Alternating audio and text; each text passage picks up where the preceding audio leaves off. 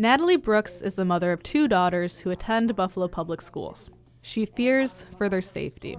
The violence is carrying from the streets going into the schools, and then they see that it's elevated and escalated to the point where now it's a lot more gang activity. The issue of school violence has been front and center since the shooting of a school security guard and stabbing of a student at McKinley High School in early February. But it's been a worsening problem across the district for some time.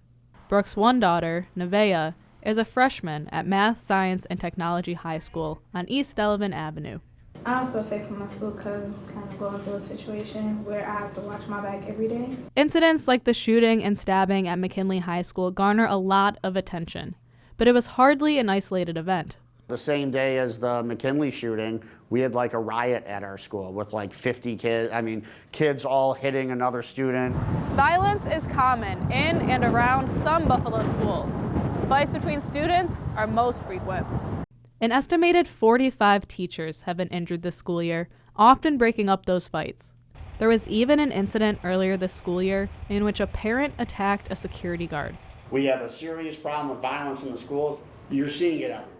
Investigative Post used the Freedom of Information Act to obtain data on 911 calls involving city schools. Our analysis found calls are up nearly 20% this school year, compared with 2018-19, the last academic year before the pandemic struck. Even more troubling, high-priority 911 calls, such as fights or reports of a weapon, have increased by almost half. Most of the violence occurs in the high schools. The schools generating the most high-priority 911 calls include McKinley, Bennett, Riverside, Grover Cleveland, and the 2 Emerson schools located downtown. Teachers and principals have been sounding an alarm for several years now. District leaders did little to nothing in response until the McKinley incident.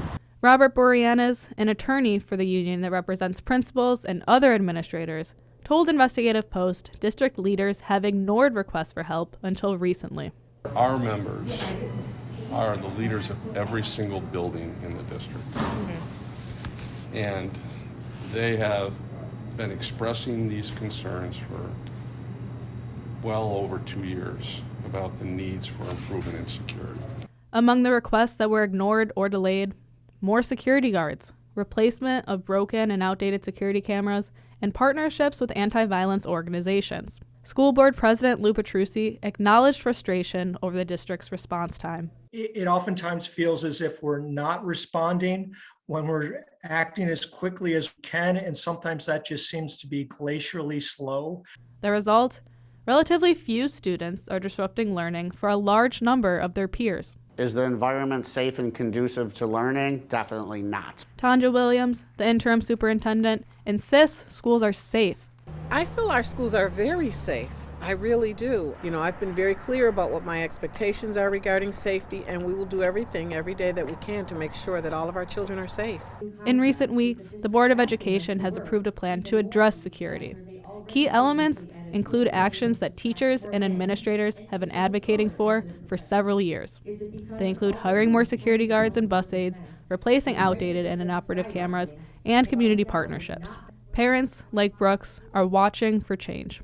Being able to increase the security, like you said, I'm glad that they're making an initiative to do that.